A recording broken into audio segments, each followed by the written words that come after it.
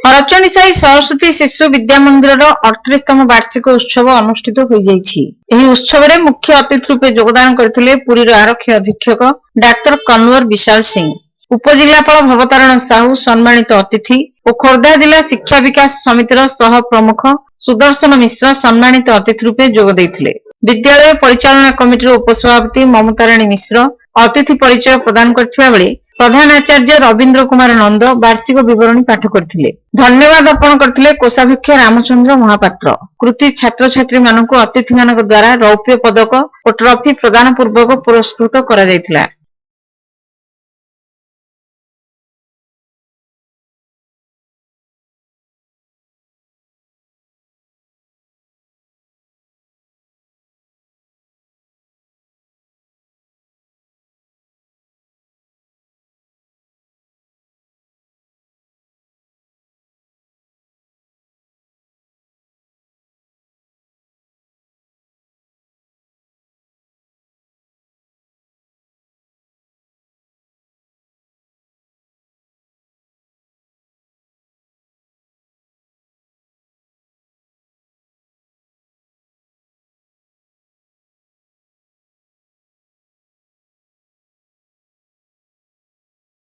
सभा पर्व पर छात्र छात्री माने सांस्कृतिक कार्यक्रम परिवेषण करथिले।